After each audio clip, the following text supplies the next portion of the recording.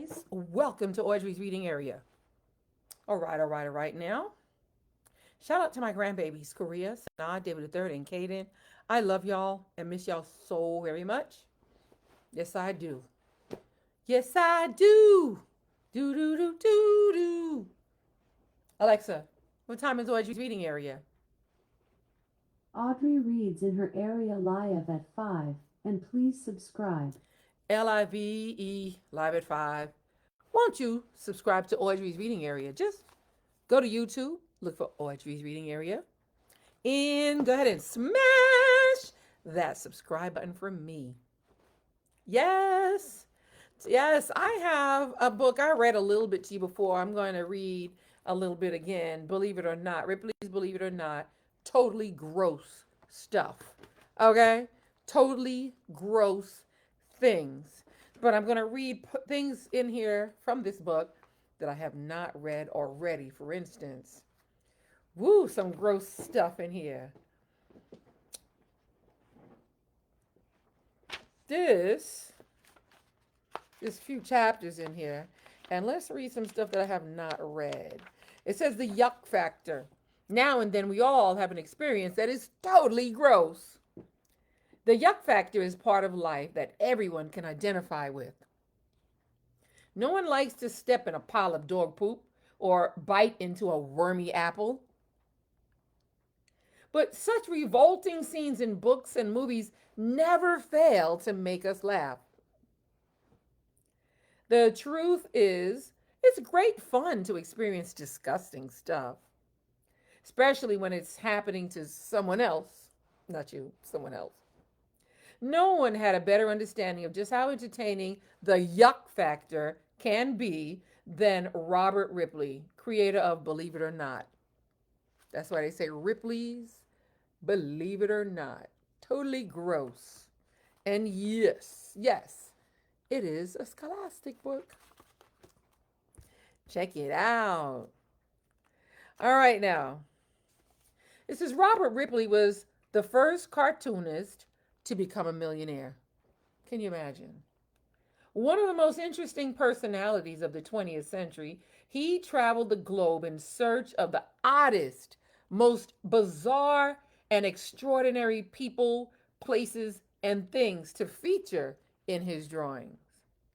His cartoons were such a big hit with the public that by 1922, his relationship had swelled to 80 million. I'm sorry, his readership had swelled to 80 million.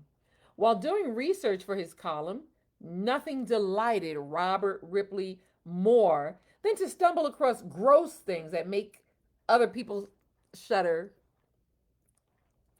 Be it grounded up mummy skin as a cure for disease or a recipe for maggot cheese. In Totally Gross, you'll read about lots of nasty things, such as the millions of microscopic bugs you share with your bed. Not to mention all the ones inside your mouth.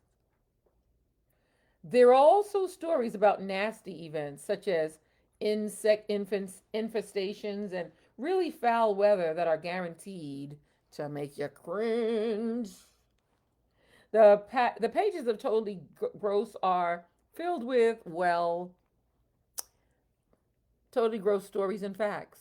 In each chapter, you can also test your grossometer or grossometer, your grossometer by taking the yuck quizzes and solving the brain buster. Then you can try the special pop quiz at the end of the book and use the scorecard to find out your Ripley's rank. So get ready to gross out your friends with some of the foulest facts you've ever heard. But beware, don't even think about reading this book just before dinner time. Totally Gross is definitely not a book for the squeamish, believe it or not. Let's find some squeamish things or some gross things that make us squeamish. Bon appetit.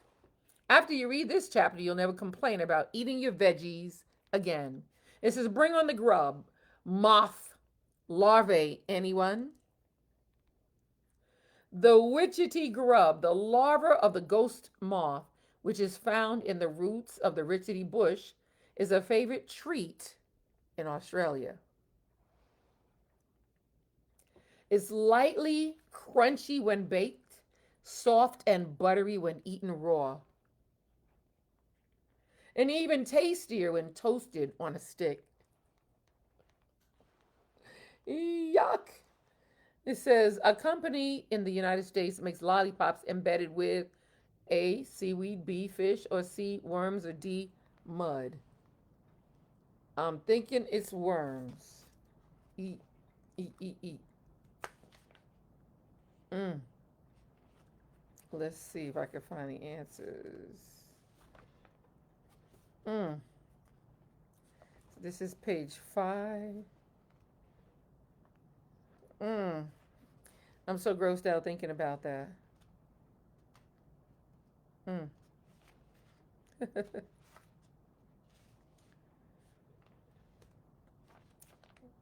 I don't see the answers. Oh well. I'm guessing it's worms or fish eggs. I'm just guessing. Well, buried treasure. Mix up some fish heads, fins, tails, and guts in a pot and bury them in the ground for a few months. This is already starting to sound gross. Once they've decayed, just dig them up and they're ready to serve. The Inuit of Alaska like this thick paste as a spread to go with some of their other favorite foods. All right, this one says chew your food. Unless you can get an animal to do it for you, that is. After hunting, the Inuit of Alaska used to cut open an animal's stomach to get at the prize inside. The partly digested green vegetables and grasses that the animal ate for lunch. At the time, these secondhand veggies were considered a delicacy. Gross, gross, gross, gross, gross. How about the creepy crawly diet? Many of the more than 1,450 species of edible insects not only taste good, but also are a great source of protein, vitamins, and minerals. But don't eat one unless you know what it is. It could be poisonous. Don't worry, I won't be eating insects. Ew. Bug buffet. Ew. In case you'd like to try your hand at creating a bug dinner party of your own, there are several books that can help you with this menu. A few of them are Entertaining with Insects by Ronald L. Taylor, Eat a Bug Cookbook by David George Gordon, and Creepy Crawly Cuisine by Julieta Ramos Eldordai. Okay, and we're going to move on. Essence of beaver. Raspberry is used to flavor all sorts of beverages and desserts. It's often combined with castoreum, which tends to enhance the flavor of raspberry and make it stand out among other ingredients. I have a bad feeling they're going to tell us what it's made of, and that's not going to be good. Let's see. What exactly is castoreum? It's a substance found in the anal musk glands of beavers. Raspberry sherbet, anyone? That was gross. That was grosser than gross.